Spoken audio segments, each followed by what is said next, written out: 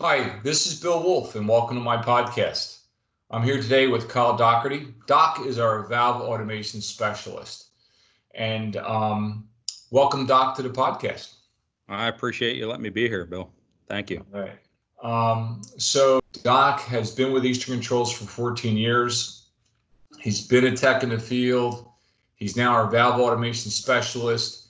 He's got some really neat photos and things to share from his field experience, which I think is going to be really interesting to the folks watching this podcast. But before we go there, I wanted to get a little bit of a picture of who Kyle Dougherty is at Eastern Controls. Like I said, he's been here over 14 years, and starting out with, okay, what is a valve automation specialist, Doc? But tell me what you do. So basically that pertains to anything control valve related, from the mechanical portion of inside the valve to the automation portion, whether it's pneumatic actuation, electric actuation, electrolytic actuation, the accessories, the positioners, the controls. So it kind of, it's the whole loop when it comes to the control valve. So that's kind of my specialty. And I'm a subject matter expert. I'm taking all my field experience and now translating into more application instances. Yeah, I mean, I agree with you. You are a subject matter expert by far, because I've been with you on dozens of calls together. Whether as a valve automation specialist in your new role or back in the day when you were a tech. So, and that is one of your strengths, Doc. What's your career history been? Like I mentioned, you were a tech before you were a valve automation specialist. I know you've had several roles with Eastern Controls. Can you, for the folks watching, and I think a lot of the folks who watch this know, yeah, I know, Doc. Tell us about your history at Eastern Controls a bit. So I was brought on Eastern Controls a little over 14 years ago as a valve assembler. When I was brought on board, I didn't even know what a valve was, and that's just being perfectly honest. I didn't know that, by the way. I thought you came on with, I didn't know that. No, not at all. I had no idea what a control valve was. I started assembling new valves in the basement for new production. A couple months after that, I actually switched over, believe it or not, to our gas detection and worked a lot with MSA in the South. So I did a lot of fixed gas monitoring as a service tech for Eastern Controls, probably for almost 2 years. Then I gravitated back towards the control valves a little bit, helped out, pitched in as not only a new assembler for new production, but also a field technician. From there, I actually went out and started doing some instrumentation calibration and leading instrumentation jobs as well. So over my 14 years, I've actually been a part of all three service principles that we do, from a field service standpoint: instrumentation, gas detection, and control valves. My field of expertise, though, has always been control valves. Yeah, I didn't know that. I thought you came into ECI. Didn't you work at a plant before, though, as kind of like a tech or something? So prior to Eastern Controls, I worked for Georgia Pacific. I actually ran their corrugator to make the cardboard boxes. Okay, okay. Actually, I used to call in a Georgia Pacific plant in Delaware, New Jersey. So I've been through those kinds of plants several times in my career. Okay. Okay, so just I like to ask this question sometime, and just before we get into some meat and potatoes with you with Eastern Controls. Okay, you're 15, 16 years old. Like were you a gearhead or something? Or back in my day we called you guys motorheads, like, or were you something else? Or like, did you want to be like, what did you want to be? Yeah, so I kind of dabbled into automotive a little bit, Okay. just as a more of a hobby than a profession. Okay. Believe it or not, I actually looked into joining the Coast Guard. So that's kind of where my passion was early on. Then I kind of rolled into the, just the working force. Had multiple jobs, did did a lot of different things: roofing, construction. At my first job, I actually worked at a Papa John's and then became a manager there after the first couple of years. So, just from a workforce standpoint, I've held a lot of different types of jobs. Kind of all over. One spectrum to the other. From food and beverage to the paper and pulp business to roofing, construction. I was a forklift mechanic for a year or two, so pretty well rounded. Like to do a lot of things that are hands on. So this job kind of clicked right away because everything was hands on. It's a constant learning curve. Even 14 years in, still learning. Right. There's so many variables that are unpredictable that you don't know. All you can do is kind of take what you've done in the past and kind of put the pieces of the puzzle together to help troubleshoot some of these applications. Doc, couldn't have said it better myself. Number one, you are definitely hands-on guy, solution driven. And thanks for sharing about that. And it's funny you're talking about always being challenged in this business. As you know, I've been doing it for a tick over 40 years now, and I always tell people, when my tombstone, they're gonna say, I don't know, but I'll have to get back to you. I don't know, but I'll get back to you. So I say that every day. You know what? I don't know the answer to that question, but I'll get back to you. And I go to a subject matter expert and say, hey, do you know about this? So, and sometimes the subject matter experts say, you know what, I don't know either, but I got to go a level higher. So that's correct. So, after 14 years of doing this, you create a lot of relationships and contacts on some even, more subject matter experts in this field. So you always have a lifeline or a phone call away if you're unsure. So that helps as well. From a valve automation standpoint, for Eastern Controls, I go out and I basically assist customers and assist the outside sales force with problem applications for the customer, repeat offenders, problem child type valves and actuators, and try to troubleshoot and figure out what the best solution is moving forward, so we could take that pain point away and that customer can move on to the next problem. So that's kind of where I fit in for Eastern Controls. Yeah, so great lead in, Doc. So that is, I think, what you like the most in your role is solving problems, if I'm correct. Right? Absolutely. Yep. And so let's go there. Can you share with us, because I think the folks watching this podcast are going to be like, hey, they get to know who you are. They've heard about Doc. They've heard about Kyle Dougherty. They've seen you in the field. If they don't know you, they got a little bit of a background on you now. But share with me, and I know you got a lot of stories here. Can you show some visuals and talk about some of the problem-solving things you've done? I think it'll be really of interest to folks watching this podcast. Yeah, absolutely, Bill. Let me pull up a couple slides here. We'll do a share screen and let's get some stuff rolling. This is the advantage of a visual podcast, right? We get to show some cool stuff. Is it coming up? Yeah, gotcha. Cool. Thank you. All right. So I kind of wanted to start off with this application. This was a really neat application that we did. This is a midstream application. These are two working valves that basically this is a gas storage facility. These two working valves are cage-guided control valves. They're actually Mason Allen 41,000 series that had pneumatic actuators on there. They couldn't quite get the control they needed with the LNG that they were putting through. So we kind of talked to the customer on what he was looking for on precision and accuracy and reliability. And we kind of steered him into putting REXA's, the electrolytic actuator on there. The customer at first was a little, hesitant on making the change. But after he made the change, they couldn't believe how much more control they got from the storage facility, and also on top of that, the shutoff capability of these actuators allowed them to not use the isolation valves in order to stop the flow.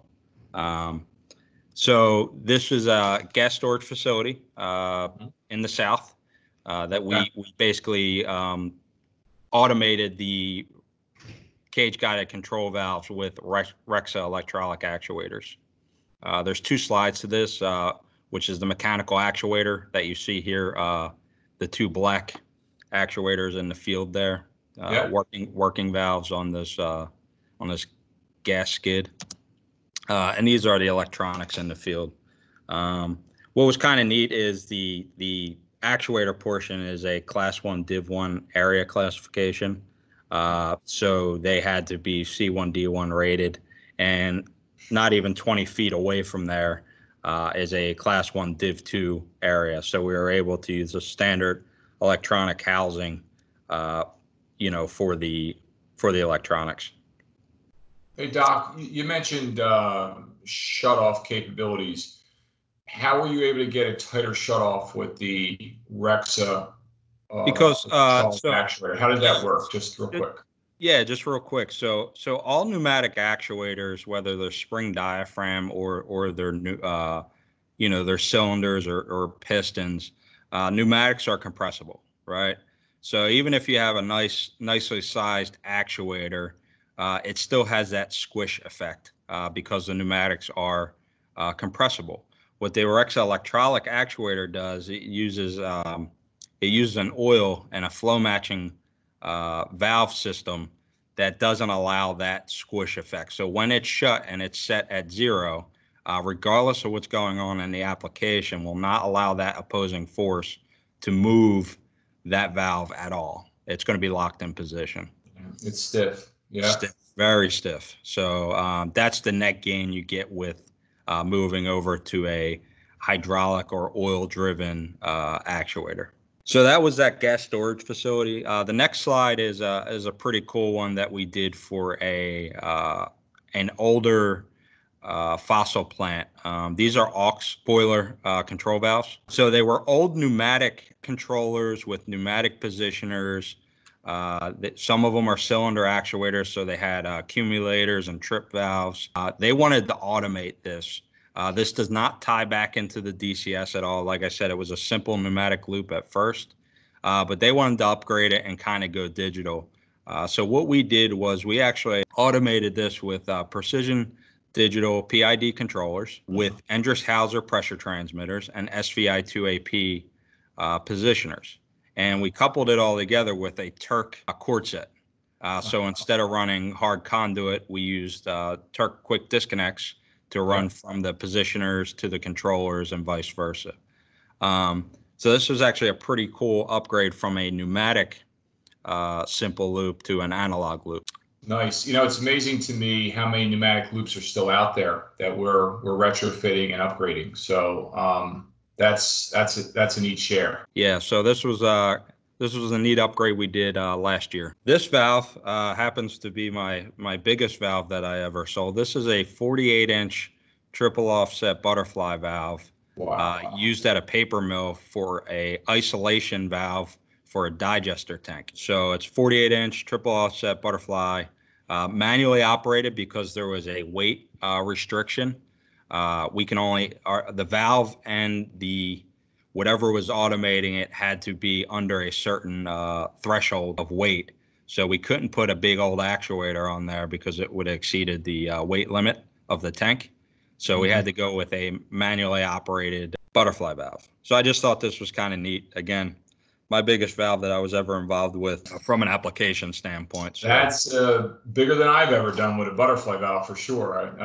This is kind of neat. So this is a terminal.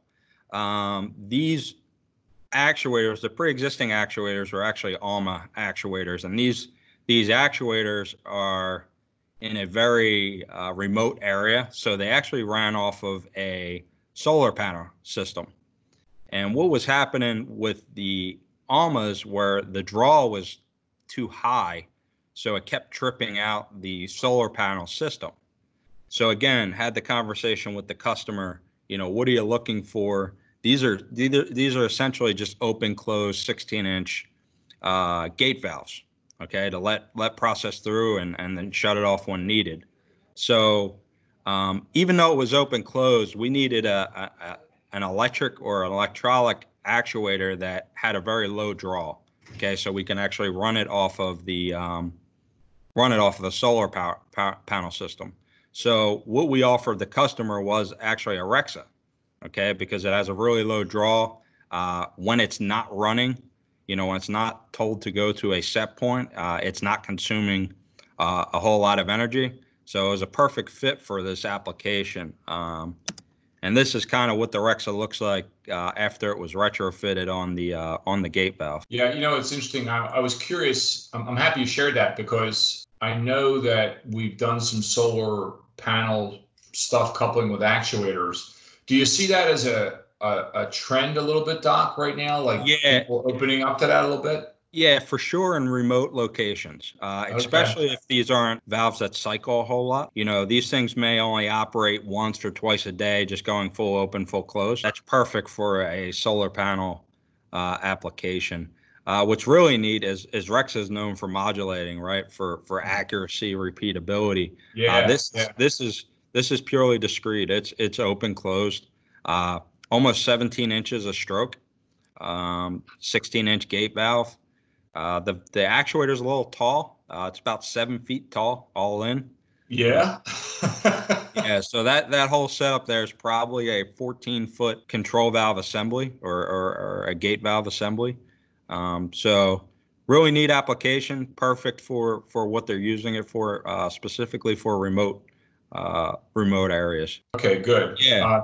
Thank you Yeah, I for just wanted to sharing this. highlight on some of the diverse applications we get into. I thank you. I think that's an excellent summary of some really really cool applications you've done, Doc. Let's wrap it up and go Eagles. Appreciate it, Bill. Thank you.